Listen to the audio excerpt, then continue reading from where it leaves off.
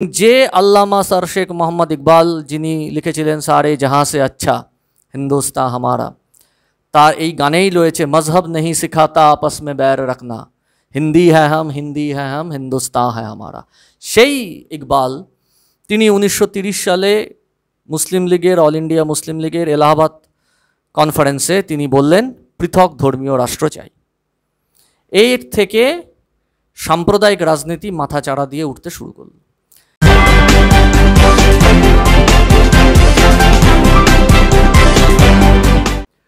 নমস্কার বন্ধুরা, সঙ্গে তন্ময় অনুষ্ঠানে আজ আপনাদের বিশেষ অতিথি ডক্টর দেবাশিস মজুমদার। দেশটার নাম ভারতবর্ষ।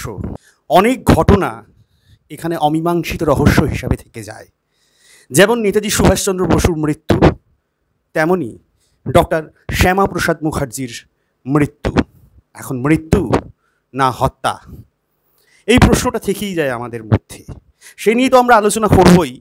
তার আগে ডক্টর শ্যামাপ্রসাদ মুখার্জির সম্পর্কে, তার শৈশব কৈশোরের শিক্ষা, এই নিয়ে আমরা জানতে চাইব ডক্টর দেবাশিস মজুমদারের কাছে। ডক্টর শ্যামাপ্রসাদ মুখোপাধ্যায়ের মেধা নিয়ে তো কারো কোনো কিছু বলার নেই। আমরা সবাই অবগত আছি যে উনি বাংলার বাঘ আশুতোষ মুখোপাধ্যায়ের কৃতিপুত্র, এবং খুব ওনার জন্ম 1901 সালে কলকাতায়। ওনার ঠাকুরদা প্রথম কলকাতায় এসে সপরিবারে বসবাস করতে শুরু করেন স্থায়ীভাবে, এবং তারপর কলকাতার বুদ্ধিজীবী মহলের, শিক্ষা মহলের একজন অন্যতম বিশিষ্ট মানুষ ছিলেন স্যার আশুতোষ মুখোপাধ্যায়। এবং বাংলার শিক্ষাক্ষেত্রকে তো তিনি ভীষণ রকমভাবে সমৃদ্ধ করেছেন, বাংলার রাজনীতিতে, এমনকি খেলাধুলার ক্ষেত্রেও তার অবদান রয়েছে।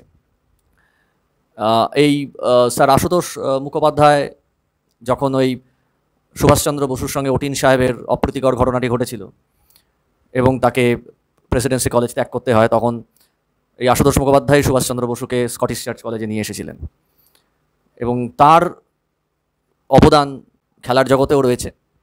ইস্টবেঙ্গল ক্লাবের সঙ্গে তার নাম জড়িয়ে আছে, যে কারণে স্যার আশুতোষ মুখোপাধ্যায়ের মূর্তি ইস্টবেঙ্গল ক্লাবের তরফ থেকে বেশ কিছু বছর আগে প্রতিষ্ঠা করা হয়েছিল। তার পুত্র শ্যামাপ্রসাদ মুখোপাধ্যায়, ডক্টর শ্যামাপ্রসাদ মুখোপাধ্যায়, জন্ম 1901 সালে। ছোটোবেলা থেকেই ভীষণ মেধাবী ছাত্র, বিভিন্ন পরীক্ষায় বৃত্তি অর্জন করেছেন। 1906 সালে তিনি স্থায়ীভাবে কলকাতায় আসেন। তার বাবা তখন কলকাতাতেই থাকতেন, কিন্তু তারা তখন কলকাতায় থাকতেন না। 6 সাল থেকে পড়াশোনার সূত্রে কলকাতায় তার স্থায়ীভাবে আসা।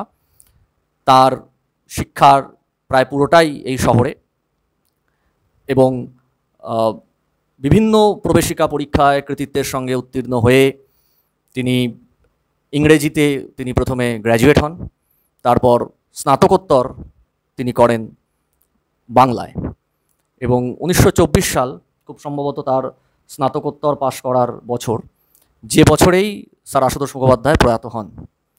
এবং তারপর শ্যামাপ্রসাদ মুখোপাধ্যায় আসলে তিনি একটা সময় মেডিকেল কলেজেও পড়াশোনা করেছেন, সেটাই তার একটা সময় মূল লক্ষ্য ছিল। কিন্তু স্নাতকোত্তর করার পর তিনি ইংল্যান্ডে চলে যান, সেখানে লিঙ্কনস ইন থেকে ব্যারিস্টারি পাশ করেন, তারপর দেশে ফিরে আসেন। দীর্ঘ সময় তিনি শিক্ষকতা করেছেন, এবং সবচেয়ে উল্লেখযোগ্য সেটা হচ্ছে 1934 সালে মাত্র 33 বছর বয়সে তিনি কলকাতা বিশ্ববিদ্যালয়ের ভাইস চ্যান্সেলর হন, এবং সর্বকনিষ্ঠ ভাইস চ্যান্সেলর বয়সের দিক থেকে।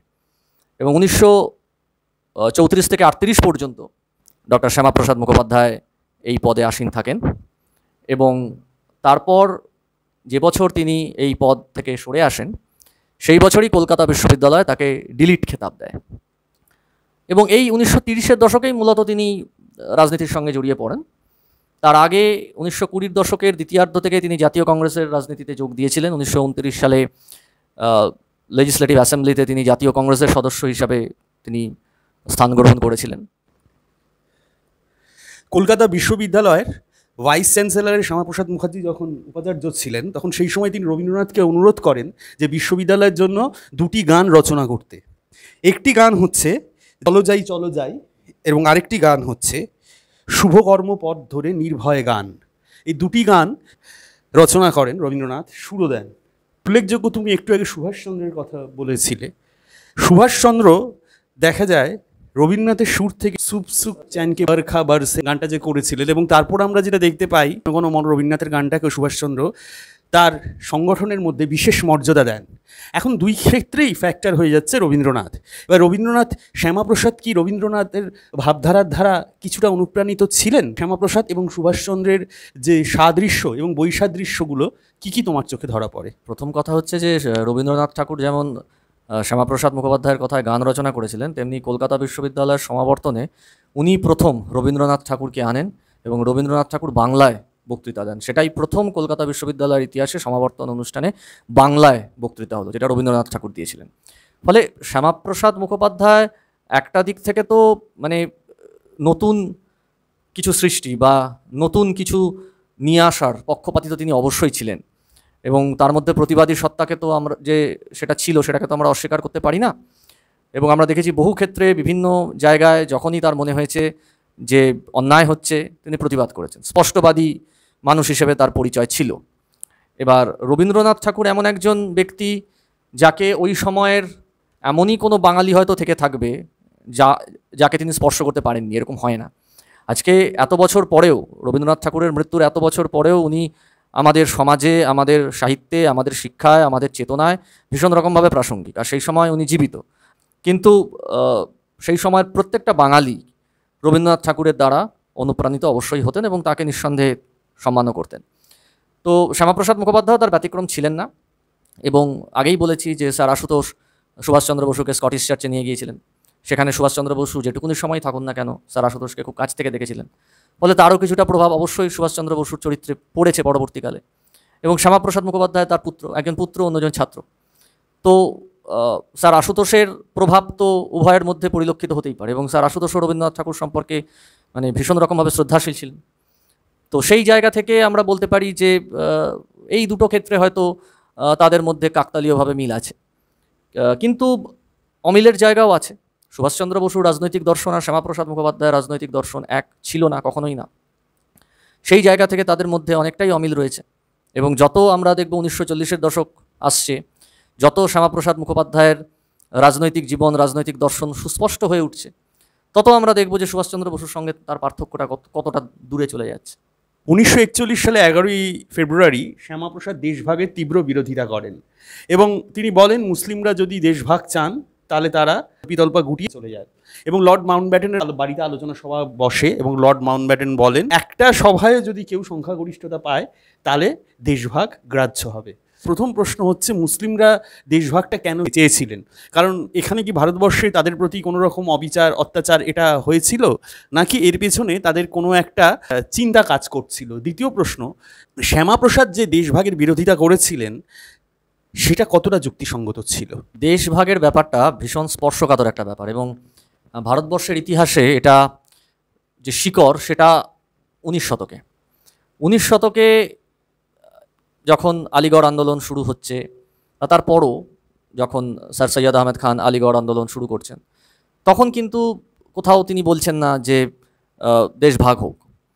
কিন্তু বলা হয় যে আলিগড়ের প্রিন্সিপাল থিওডর বেক, তার একটা প্রভাব পড়েছিল, এবং ঔপনিবেশিক শাসকরাই ওই ডিভাইড অ্যান্ড রুল নীতি নেওয়ায় সংখ্যালঘুদের মাথায় এটা তারা প্রবেশ করিয়ে দিতে পেরেছিলেন যে সংখ্যালঘুরা ভারতবর্ষে, ঐক্যবদ্ধ ভারতবর্ষে থাকলে তাদের স্বার্থ রক্ষিত হবে না। এবার আমরা দেখব 20 শতকের সূচনা লগ্ন থেকে যখন একদিকে জাতীয়তাবাদী আন্দোলন মাথাচাড়া দিয়ে উঠছে, যখন স্বরাজের মতো কনসেপ্ট তৈরি হচ্ছে, স্বদেশীর মতো কনসেপ্ট তৈরি হচ্ছে, ঠিক তখনই পাশাপাশিভাবে এই সাম্প্রদায়িক রাজনীতির বীজটাও বপন করা হচ্ছে। একদিকে মুসলিম লীগ তৈরি হচ্ছে, অন্যদিকে হিন্দু মহাসভা তৈরি হচ্ছে, এবং প্যারালালি সমান্তরালভাবে এরা একটা সম্প্রদায়ের, বিশেষ সম্প্রদায়ের রাজনৈতিক স্বার্থের কথা, তাদের অধিকারের কথা, তাদের সুবিধার কথা বলছেন। এবার 1916 সালের লখনৌ চুক্তি, এই লখনৌ চুক্তিতে এই ব্যাপারটা কিন্তু আবার থিতিয়ে যাচ্ছে। তার সঙ্গেই মহাত্মা গান্ধীর উত্থান, গান্ধী খিলাফত প্রশ্নকে সমর্থন করছেন। তারপর প্রথম বিশ্বযুদ্ধের পর তুরস্কের সুলতানকে গ্রেপ্তার করে ব্রিটিশরা যে চুক্তি ভঙ্গ করেছিল, তার বিরুদ্ধে একটা প্যান ইসলামিক মুভমেন্ট সারা পৃথিবী জুড়ে শুরু হচ্ছে, এবং এই সুযোগে ভারতবর্ষের মুসলিম জনতাকে ঐক্যবদ্ধ করার জন্য, স্বাধীনতা আন্দোলনে বা ঔপনিবেশিক শাসন বিরোধী আন্দোলনে সংযুক্ত করার জন্য গান্ধীজি খিলাফত আদর্শকে সমর্থন করছেন। গণ্ডগোলটা হয়ে যাচ্ছে ওই 1922 সালে চৌরি চৌরা ঘটনাকে কেন্দ্র করে। এই যে উত্তরপ্রদেশের গোরক্ষপুর জেলার চৌরি চৌরা গ্রামে ওই হঠাৎ করে একদল ক্ষুব্ধ জনতা তারা 22 জন পুলিশ কর্মীকে অগ্নিদগ্ধ করে মেরে ফেললেন, যেটা অহিংসাবাদী মহাত্মা গান্ধী সহ্য করতে পারলেন না এবং কারো সঙ্গে কোনো রকম আলোচনা না করেই তিনি ওই অহিংস অসহযোগ আন্দোলন, যার সঙ্গে খিলাফত প্রশ্নও জড়িয়েছিল, সেটাকে তিনি উইথড্র করে নিলেন। সেটাই কিন্তু তৎকালীন ভারতবর্ষের সাম্প্রদায়িক রাজনীতির বীজকে বপন করে দিল। তারপর থেকেই মুসলিম লীগের একটা ধারণা হলো যে মুসলিম স্বার্থকে কংগ্রেস ভাবে না এবং তার জন্য তাদের পৃথক একটা সেট আপ বা পৃথক একটা রাজ্য, প্রাথমিকভাবে এটাই তাদের চিন্তাভাবনা ছিল, সেটা চাই। এবং যে আল্লামা স্যার শেখ মোহাম্মদ ইকবাল যিনি লিখেছিলেন সারে জাহাঁ সে আচ্ছা হিন্দুস্তান হামারা, তার এই গানেই রয়েছে মজহব নেই সিখাতা আপস মে बैर रखना, হিন্দি হ্যাঁ হাম হিন্দুস্তান হ্যাঁ হামারা। সেই ইকবাল তিনি 1930 সালে মুসলিম লীগের, অল ইন্ডিয়া মুসলিম লীগের এলাহাবাদ কনফারেন্সে তিনি বললেন পৃথক ধর্মীয় রাষ্ট্র চাই।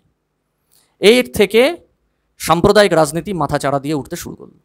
সেই সঙ্গে একইভাবে প্রো হিন্দু এলিমেন্ট যারা সেই সময় ছিলেন তারা এটার কাউন্টার করতে শুরু করলেন। 1933-এ আমরা দেখব চৌধুরী রহমত আলী তিনি ইংল্যান্ডের মাটিতে তিনি পাকিস্তান শব্দটা প্রথম নিয়ে আসছেন। পাকিস্তান, আফগানিস্তান, কাশ্মীর, সিন্ধ এইভাবে তিনি পৃথক ধর্মীয় রাষ্ট্রকে দেখছেন এবং কন্টিনিউয়াসলি এই জিনিসটা কিন্তু বাড়তে থাকছে। 1937-এর যে 1935-এর ভারত শাসন আইন অনুযায়ী 1937-এ যে প্রথম প্রাদেশিক আইনসভার নির্বাচন হলো, ওপেন নির্বাচন, জেনারেল ইলেকশন, সেখানে আমরা দেখব যে এটা একটা বড় ইস্যু ছিল। কিন্তু 1937-এ ওই ইস্যুটা প্রাসঙ্গিক নয়, কারণ আমরা দেখব যে 11টা রাজ্যের মধ্যে 7টাতে কংগ্রেস, যারা অসাম্প্রদায়িক আদর্শকে তুলে ধরছে, যারা সাম্প্রদায়িক বিদ্বেষের বিরুদ্ধে কথা বলছে, তারা জয়লাভ করছে। বাকি 4টের মধ্যে মুসলিম লীগ দুটোই সরকার গঠন করছে আর দুটোই হচ্ছে কোয়ালিশন গভর্নমেন্ট। অদ্ভুতভাবে কোয়ালিশন গভর্নমেন্ট তৈরি হয়েছিল এই বাংলা আর পাঞ্জাব, যে দুটো পরবর্তীকালে বিভাজিত হয়ে যায়। এবার 1938-এর সিমলা দৌত্যে মুসলিম লীগ পরিষ্কার করে দিচ্ছে যে তারা পৃথক ধর্মীয় রাষ্ট্র ছাড়া তারা সরে আসবে না। ইকবাল মারা যাচ্ছেন 37-এ, 38-এ জিন্না মুসলিম লীগের অবিসংবাদী নেতা হয়ে উঠছেন এবং ইকবালের কিছু চিঠিপত্র যা তিনি জিন্নাকে পাঠিয়েছিলেন সেখানে জিন্নাকে তিনি সেই বিষয়ে নির্দেশ দিয়ে গিয়েছিলেন এবং এই সময় থেকে সাম্প্রদায়িক রাজনীতি চূড়ান্ত আকার ধারণ করছে। 1939-40-এ লাহোর প্রস্তাবে পরিষ্কার বলা হচ্ছে পৃথক ধর্মীয় রাষ্ট্র ছাড়া আমরা কোনো কথাই বলবো না। এই যখন লাহোর প্রস্তাব নেওয়া হলো, ভাবুন তখনও কিন্তু ভারতবর্ষের সংখ্যাগুরু মানুষ, যদিও 1939 সালে দ্বিতীয় বিশ্বযুদ্ধে যোগদানের প্রতিবাদে কংগ্রেস সরকারগুলো সব জায়গা থেকে রিজাইন করে দিয়েছে, আর 22শে ডিসেম্বর মুসলিম লীগ ডি ডে পালন করেছে, ডেলিভারেন্স ডে পালন করেছে। কিন্তু তখনও আমরা কি জানি? তখনও জানি যে ভারতবর্ষের সংখ্যাগুরু মানুষ, সে তার ধর্ম যাই হোক না কেন, তারা সাম্প্রদায়িক বিদ্বেষ নীতির বিরুদ্ধে। তার মানে সাম্প্রদায়িক নীতিটা কিছু মানে স্বল্প সংখ্যক মানুষ চালাচ্ছে। এবার সেটাকেই এবং এই যে যারা লীগের সমর্থন করেন, লীগ, ইউনিয়নিস্ট পার্টি, একে ফজলুল হকের কৃষক প্রজা পার্টি, যারা এই উদ্দেশ্যটাকে সমর্থন করেছিলেন লাহোর প্রস্তাবে, তাদের উদ্দেশ্যেই কিন্তু শ্যামাপ্রসাদ মুখোপাধ্যায়ের এই বক্তব্যটা। তিনি বলতে চেয়েছিলেন যে যেসব মুসলমানরা, মানে সংখ্যালঘু একদল মুসলমান, তারা ভারতবর্ষের মুসলিম সম্প্রদায়ের বড় অংশ নয়, তারা, এখানে সংখ্যালঘু শব্দ বলতে আমি মানে টোটাল নাম্বারটা বোঝাচ্ছি, হ্যাঁ টোটাল নাম্বারটা বোঝাচ্ছি, তো তাদেরকে তিনি বলছেন যে তোমরা তোমাদের কমিউনিটির মতো মাইনরিটি, তো তোমাদের যদি না পোষায় চলে যাও। কোথায় চলে যাও সেটা কিন্তু উনি বলেননি, কারণ পাকিস্তান শব্দটাই তো তৈরি হয়নি তখন। 33-এ একবার পাকিস্তান তৈরি হয়েছিল, লাহোর প্রস্তাবে পৃথক ধর্মীয় রাষ্ট্রের কথা বলা হয়েছিল, কিন্তু সেখানে আলাদা করে পাকিস্তান শব্দ ব্যবহার করা হয়নি। পাকিস্তান শব্দটা আসে 1946 সালে। এবার পৃথক ধর্মীয় রাষ্ট্র আদৌ তৈরি হবে কি হবে না, অনেক রকম সমস্যা ছিল। এবং খেয়াল করে দেখুন, শ্যামাপ্রসাদ মুখোপাধ্যায় কিন্তু তখন দেশভাগের বিরোধিতা করছেন, তার মানে তিনি অখণ্ড ভারতবর্ষ চাইছেন। এবার অখণ্ড ভারতবর্ষ থেকে তিনি এই পৃথক ধর্মীয় রাষ্ট্র দাবিকারী কিছু মুসলিম নেতাকে বিদায় করে দিতে চাইছেন, তার বক্তব্য অনুযায়ী এটাই। কিন্তু আমরা দেখব, এবং তারপর আমরা কি দেখব, যে আমাদের বাংলায়, অবিভক্ত বাংলায় তারপরে কিন্তু কোয়ালিশন সরকার তৈরি হচ্ছে, এবং যে কোয়ালিশন সরকারে কৃষক প্রজা পার্টি যেমন থাকছে, মুসলিম লীগ থাকছে, ডক্টর শ্যামাপ্রসাদ মুখোপাধ্যায় থাকছেন, হিন্দু মহাসভা বাইরে থেকে সমর্থন দিচ্ছে। এবং 1943 সালে শ্যামাপ্রসাদ মুখোপাধ্যায় তিনি হিন্দু মহাসভার সভাপতি নির্বাচিত হচ্ছেন। 1943 থেকে 47 উনি হিন্দু মহাসভার সভাপতি থাকছেন।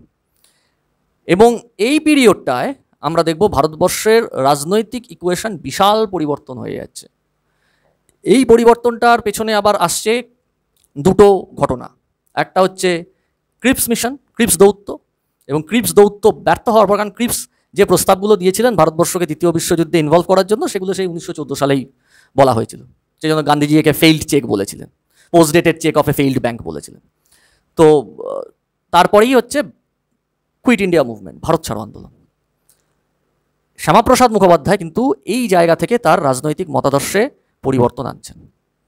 কংগ্রেসের নেতৃত্বাধীন এই ভারত ছাড়ো আন্দোলনকে তিনি সমর্থন করেননি, প্রকাশ্য বিরোধিতা করেছিলেন, এবং বাংলার গভর্নরের কাছে চিঠি লিখে বলেছিলেন যে এটাকে এই সময় যারা সরকারি আইন শৃঙ্খলা ভঙ্গ করার চেষ্টা করবে তাদের বিরুদ্ধে যেন মানে আইনি ব্যবস্থা নেওয়া হয়। আইনি শব্দটা আমি বলবো, কারণ পরবর্তীকালে এই ভারত ছাড়ো আন্দোলনকে দমন করার জন্য আমরা জানি যে প্রচুর অন্যায় পন্থা, দমনকারী পন্থা ব্রিটিশ সরকার নিয়েছিল, এবং শ্যামাপ্রসাদ মুখোপাধ্যায় সেটারও সমালোচনা করেছিলেন 1946 সালে। বলেছিলেন যে এই ভারত ছাড়ো আন্দোলনকে অবদমিত করে দেওয়া হয়েছে এবং অত্যাচার করে অবদমিত করে দেওয়া হয়েছে, এই কথাও তিনি উল্লেখ করেছিলেন। কিন্তু এই সময়, এই 1943 থেকে 47, যে সময় তিনি হিন্দু মহাসভার সভাপতি থাকছেন, এই সময় আমরা দেখব আস্তে আস্তে তিনি দেশভাগের পক্ষে হয়ে যাচ্ছেন। আস্তে আস্তে তিনি প্রো হিন্দু অ্যাটিটিউড, যেটা তার বক্তব্য ছিল, যদি একদল মানুষ প্রো মুসলিম অ্যাটিটিউড নিতে পারে তাহলে প্রো হিন্দু অ্যাটিটিউড নেওয়াতে অসুবিধা কোথায়। এবং যেটা আপনি বললেন মাউন্ট ব্যাটেন পরিকল্পনার কথা, মাউন্ট ব্যাটেন হচ্ছেন পরাধীন ভারতের শেষ ভাইসরয় এবং স্বাধীন ভারতের প্রথম গভর্নর জেনারেল। তো মাউন্ট ব্যাটেনকে, ওয়াভেলকে সরিয়ে মাউন্ট ব্যাটেনকে দায়িত্ব দিয়ে ভারতবর্ষে পাঠানো হচ্ছে 1947 সালের মার্চ মাসে। বলা হচ্ছে 48 জুনের মধ্যে সব কাজ শেষ করে চলে এসো, দেশভাগ ততক্ষণে একটা মানে ঘটবেই। তার আগে সাম্প্রদায়িক দাঙ্গা শুরু হয়ে গেছে 16ই আগস্ট 1946 কলকাতায়, লড়কে লেঙ্গে পাকিস্তান, জিন্নার যে বক্তব্য তাকে কেন্দ্র করে সাম্প্রদায়িক দাঙ্গা শুরু হয়ে গেছে। তো ততদিনে দেশভাগ ক্লিয়ার। এবার মাউন্ট ব্যাটেন এলেন এবং যত তাড়াতাড়ি কাজ সেটেল করে চলে যেতে পারেন তত ভালো। সেই জন্য মাউন্ট ব্যাটেন প্রস্তাব যেটা, সেটা এলো 3রা জুন 1947। মাউন্ট ব্যাটেন অফিসিয়ালি অফিস গ্রহণ করলেন 24শে মার্চ 1947, এবং 3রা জুনের মধ্যে তার ড্রাফট তৈরি হয়ে গেল। তো এই ড্রাফট একটা সুবিশাল ড্রাফট, যাই হোক, কিন্তু এই ড্রাফটে কিছু কিছু সুযোগ দেওয়া ছিল, চিন্তা ভাবনা করার সুযোগ দেওয়া ছিল। ফাইনাল ড্রাফট বেরোনোর আগে, 3রা জুন ফাইনাল ড্রাফট বেরোয়, তার আগে তিনি দেশীয় নেতৃবৃন্দের সঙ্গে আলোচনা করে তাদেরকে কিছু কিছু চিন্তা ভাবনা করতে বলেছিলেন। এবং 1946 সালে যে অন্তর্বর্তীকালীন সরকার ওয়াভেল তৈরি করে দিয়ে গিয়েছিলেন, তার মধ্যেও জওয়াহরলাল নেহরু অন্তর্বর্তীকালীন প্রধানমন্ত্রী হিসেবে কাজ করছিলেন, শ্যামাপ্রসাদ মুখোপাধ্যায় ছিলেন। এবার কিছু অপশান দেওয়া হলো, মাউন্ট ব্যাটেন দিতে চাইলেন, বললেন এগুলো নিয়ে আপনারা ভাবুন। তো তখন একটা আওয়াজ উঠলো, হুসেন সুরাবর্দী, শরৎচন্দ্র বসু, সুভাষচন্দ্র বসুর মেজদা শরৎচন্দ্র বসু, এবং আব্দুল হাশেম চৌধুরী, প্রাদেশিক মুসলিম লীগের যিনি তৎকালীন সম্পাদক, তারা বললেন ভারত ভাগ হয় হোক, বাংলা যেন ঐক্যবদ্ধ থাকে, বাংলায় আমাদের কোনো সমস্যা নেই, বাংলা যেন ঐক্যবদ্ধ থাকে। গান্ধী তার আগে নোয়াখালী থেকে ঘুরে এসছেন, কলকাতায় পার্ক সার্কাসে সুরাবর্দীর বাড়িতে থেকেছেন, ফলে কলকাতায় তখন সাম্প্রদায়িক দাঙ্গা থিতিয়ে আসছে। তো সেই কারণে এরা, কিরণ শঙ্কর রায় ছিলেন জাতীয় কংগ্রেসের, তারা বললেন যে বাংলাকে ভাগ করার দরকার নেই, আমরা অবিভক্ত বাংলা চাই, বরঞ্চ বাংলাটাকে আলাদা করে আমাদের দিয়ে দাও, ভারতবর্ষ থেকে বাংলা বিচ্ছিন্ন হয়ে অবিভক্ত বাংলা তৈরি হোক। তখন যিনি সবচেয়ে বেশি বিরোধিতা করেছিলেন তিনি হচ্ছেন শ্যামাপ্রসাদ মুখোপাধ্যায়। তিনি বললেন ভারতবর্ষ ভাগ হবে কি হবে না পরের কথা, বাংলাকে আগে ভাগ করতেই হবে। তার পেছনে প্রধান কারণ হচ্ছে নোয়াখালীর দাঙ্গা। নোয়াখালীর দাঙ্গায় ম্যাক্সিমাম যারা ভিকটিম ছিলেন তারা সেখানকার বাঙালি হিন্দুরা ছিলেন। হঠাৎ করেই দাঙ্গাটা লেগেছিল, এবং যেহেতু সেখানে হিন্দু পপুলেশন মাইনরিটি ছিল, তারা এই ভয়ঙ্কর পরিস্থিতির শিকার হয়েছিলেন। পরে মহাত্মা গান্ধী সেখানে গিয়ে সেই নোয়াখালীর দাঙ্গাকে স্তিমিত করেন। কিন্তু শ্যামাপ্রসাদ মুখোপাধ্যায়ের বক্তব্য ছিল আর এদেরকে বিশ্বাস করা যায় না। ফলে বাংলার যে হিন্দু প্রধান অঞ্চল সেইগুলোকে নিয়ে তৈরি হোক পশ্চিমবঙ্গ, বাংলার হিন্দু প্রধান অঞ্চলগুলোকে নিয়ে পশ্চিমবঙ্গ তৈরি হোক। এবং যে কারণে যে সিরিল র্যাডক্লিফ তখন ভারতবর্ষে এসেছিলেন, তার যে কমিশন তৈরি হয়েছিল, রোয়েদাত কমিশন এবং পার্টিশন কমিশন, সেখানে শ্যামাপ্রসাদ মুখোপাধ্যায় বারবার চিঠি পাঠিয়েছিলেন যে কোনোভাবেই যেন কোনো হিন্দু প্রধান অঞ্চল মুসলিম প্রধান পাকিস্তানের সঙ্গে যুক্ত না হয়। কিন্তু আলটিমেটলি দেখা গেল সবাই এত তাড়াহুড়োয় ছিল, সবার খুব তাড়া ছিল, কারণ টোটাল রোয়েদাত কমিশনে ভারতবর্ষের ক্ষেত্রে মাত্র 16 পাতা খরচ হয়েছে। মানে পৃথিবীর ক্ষুদ্রতম পার্টিশন লেটার, সারা পৃথিবীতে এত ক্ষুদ্রতম পার্টিশন লেটার দেখা যায় না। সোভিয়েত রাশিয়া যখন ভেঙে যায় তখন প্রায় আপনার 30,000 পাতা তৈরি হয়েছিল। যুগোস্লাভিয়া যখন ভেঙে যায় তখনও প্রায় 15-16 হাজার পাতার ডকুমেন্ট তৈরি হয়েছে। সেখানে ভারতবর্ষের রোয়েদাত কমিশনের ডিটেলস হচ্ছে মাত্র 16 পাতায়, 9 পাতা বাংলার জন্য, 7 পাতা পাঞ্জাবের জন্য। খুব তাড়া ছিল সবার, সেটা সিরিল রাটক্লিফ নিজেও বলে গিয়েছিলেন। তো তার ফলে যেটা মানুষ ভেবেছিল যে মালদা মুর্শিদাবাদ অঞ্চল এটা পূর্ববঙ্গে চলে যাবে, সেটা থেকে গেল পশ্চিমবঙ্গে। আবার যশোরের মতো অঞ্চল যেটা সবাই ভেবেছিল পশ্চিমবঙ্গে থাকবে, ভারতবর্ষের মধ্যে থাকবে, সেটা চলে গেল পূর্ববঙ্গে। তো এই রকম কিছু গণ্ডগোল ঘটায় যেটা হলো, দাঙ্গাটা আবার মাথাচাড়া দিয়ে উঠল। যে যেখানে ছিল সে সেখান থেকে অন্য ধর্মের মানুষকে খেদিয়ে বার করে দেওয়ার চেষ্টা করলো, ফলে দাঙ্গাটা আবার মাথাচাড়া দিয়ে উঠল। এবং তারপর স্বাধীনতা এবং স্বাধীনতা পরবর্তী উদ্বাস্তু সমস্যা, যেটাকেও শ্যামাপ্রসাদ মুখোপাধ্যায় কিন্তু বারবার কন্ডেম করেছেন। খুব সুন্দর বললে দেবাশিস। 1941 সালের 11ই ডিসেম্বর অবিভক্ত বাংলার অর্থমন্ত্রী হলেন ফজলুল হক এবং দায়িত্ব গ্রহণ করলেন, এবং তার সঙ্গে ডক্টর মুখার্জিও, শ্যামাপ্রসাদ মুখার্জিও সেই দায়িত্ব গ্রহণ করেছিলেন। 1942 সাল পর্যন্ত সেই দায়িত্বে তিনি আসীন ছিলেন। এবার যেটা দেখা যাচ্ছে, এই সময় কাজী নজরুল ইসলামের খুব আর্থিক একটা কষ্ট হয়েছিল এবং কাজী নজরুল ইসলাম ফজলুল হকের কাছে সাহায্য চেয়েছেন। ফজলুল হক সেই সাহায্য তাকে একেবারেই করেননি। কিন্তু শ্যামাপ্রসাদ মুখার্জির কাছে যখন তিনি তার আর্থিক কষ্টের কথা বলেন, তখন শ্যামাপ্রসাদ মুখার্জি মধুপুরে তার পৈতৃক বাড়িটা ছেড়ে দেন কাজী নজরুল ইসলামের জন্য, এবং মধুপুরেই সস্ত্রীক কাজী নজরুল ইসলাম বেশ কিছুদিন ছিলেন। এবং সেখান থেকে একটি চিঠি লেখেন শ্যামাপ্রসাদকে, এবং চিঠিটি খুবই গুরুত্বপূর্ণ চিঠি। চিঠিটা এরকম: আমি জানি আমরাই এই ভারতবর্ষকে পূর্ণ স্বাধীন করব। সেদিন বাঙালি আপনাকে ও সুভাষবাবুকে সকলের আগে মনে পড়বে। আপনারাই হবেন এদেশের পতাকার নায়ক। এবং সুভাষচন্দ্র এবং শ্যামাপ্রসাদের যে একটা মতানৈক্য ছিল, যেটা তুমি একটু আগে আমাকে বললে, সেটা কি নজরুল সেই মতানৈক্যকে দূরত্ব ঘুচিয়ে দিচ্ছেন, অনেকটা কাছাকাছি নিয়ে আসার জন্য বলছেন? কারণ তুমি একটু আগে বললে দুজন একেবারে রাজনৈতিক দিক থেকে আলাদা হয়ে আছে, ভাবধারার দিক থেকে, কিন্তু এখানে নজরুল বলছেন যে আপনারাই হবেন এদেশের পতাকার নায়ক। এ নিয়ে তুমি কি বলবে? যে নজরুল ইসলামকে আমরা সবাই জানি যে উনি বিদ্রোহ কবি, উনি সশস্ত্র বিপ্লব, সশস্ত্র বিদ্রোহকে উনি সমর্থন করতেন, এবং বামপন্থী মতাদর্শে বিনা রক্তপাতে বিপ্লব সম্ভব নয় সেটা উনি বিশ্বাস করতেন।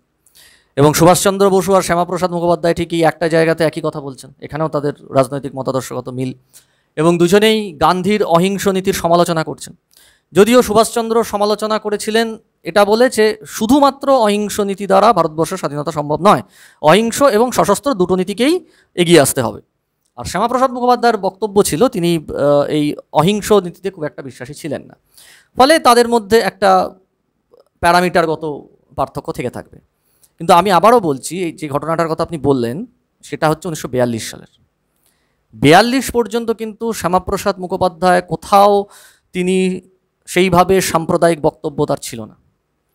1939-এ যখন তিনি ওই কলকাতা বিশ্ববিদ্যালয় আসন থেকেই আবার ফিরে আসছেন, তখনও কিন্তু তিনি ইন্ডিপেন্ডেন্ট ক্যান্ডিডেট হিসেবে ফিরে আসছেন। 1943-এ যখন তিনি হিন্দু মহাসভায় প্রবেশ করলেন, তারপর থেকে তার রাজনৈতিক আদর্শে একটা প্রো হিন্দু অ্যাটিটিউড তৈরি হচ্ছে ক্রমশ। এবং 1946-47-এর যে দাঙ্গা, সাম্প্রদায়িক দাঙ্গা, এই সাম্প্রদায়িক দাঙ্গাটা শ্যামাপ্রসাদ মুখোপাধ্যায়ের দৃষ্টিভঙ্গিকে বদলে দিয়েছিল। তার বক্তব্য, আমি আবারও বলছি, এটা তার বক্তব্য ছিল যে যারা এত নৃশংস হতে পারে তাদের পাশে থাকা যায় না।